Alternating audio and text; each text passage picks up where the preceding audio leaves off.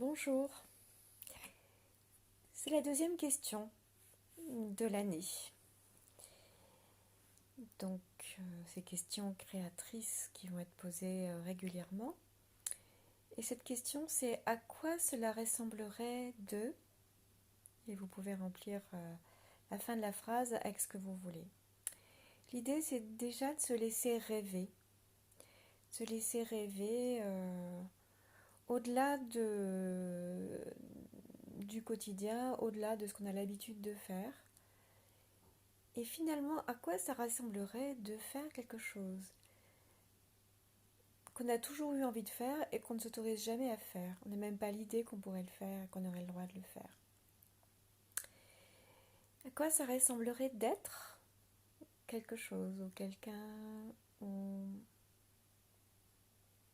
à remplir les 3 petits points. Et à quoi ça ressemblerait d'avoir à remplir aussi avec ce que vous voulez. Et en fait, très souvent, on nous a dit, écoute, faut pas rêver. Arrête de rêver, de toute façon, tu l'auras pas. Arrête de rêver, de toute façon, c'est pas possible. Arrête de rêver, tu peux pas tout avoir en même temps. Arrête de rêver, tu peux pas tout avoir. Donc toutes les fois, on vous a empêché de rêver, on vous a dit que c'était pas possible. Est-ce que vous voulez bien le détruire et le décréer totalement, le lâcher, le libérer et vous autoriser à introduire le rêve dans votre vie. Après, si vous rêvez, ça veut dire que vous commencez déjà à le créer. Par exemple, un architecte, il va créer sa maison, son plan, son bâtiment, parce qu'il va l'imaginer. Voilà. Et après, il va y avoir la construction, la réalisation. Mais ça commence par une idée, par une image. Il y a quelqu'un qui a dit un jour, il y a très très longtemps, et ça ressemblerait à quoi de voler? Ça a mis des siècles avant de trouver la solution. Mais ça a permis cette solution. Il y a plein de choses qu'on vit maintenant qui ont commencé par mais ça ressemblerait à quoi? Et qui ont permis à la société d'évoluer, d'avancer. Autrement, on serait encore à l'âge de pierre. Après, c'est à vous de remplir les blancs. À vous de savoir ce dont vous avez envie de rêver et ce que vous avez éventuellement envie de créer dans votre vie. Et vous pouvez rêver grand. Et vous pouvez rêver petit. Et simplement, autorisez-vous à dire à quoi ça ressemblerait de... Puis vous allez voir, il y a plein de sensations qui vont arriver. Des sensations de plaisir, de chaleur, d'espoir, peut-être des idées, peut-être des solutions, peut-être des impulsions.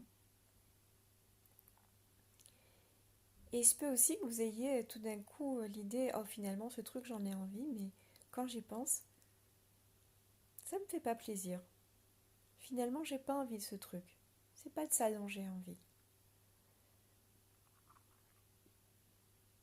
Amusez-vous avec ça, ça peut vous motiver, ça peut vous encourager, ça peut vous inspirer et ça peut vous donner l'impulsion pour vous autoriser à faire des choses que vous avez envie de faire depuis longtemps ou être depuis longtemps ou avoir depuis longtemps et que vous ne vous autorisez pas parce que plein de bonnes raisons. L'idée c'est de sortir un petit peu de sa boîte et d'aller explorer un petit peu plus loin, d'aller au-delà de ce qu'on a l'habitude de faire, d'avoir. Rêver, c'est déjà une expérience et ça peut être le début d'une prochaine étape ou d'une ouverture vers quelque chose. Ça peut être le début d'un dépassement de soi ou des limites qui sont imposées par la société, par la religion, par la famille, par la science, par l'éducation, par plein de choses. Et si je me laissais être créateur, ça ressemblerait à quoi être créateur de ma vie? Ça vous parle? Je vous invite à essayer.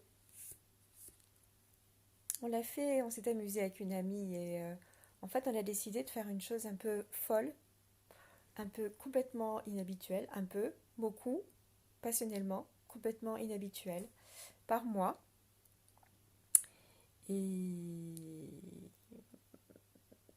à quoi ça ressemblerait d'être un peu fou et de faire autre chose que ce que vous avez l'habitude de faire?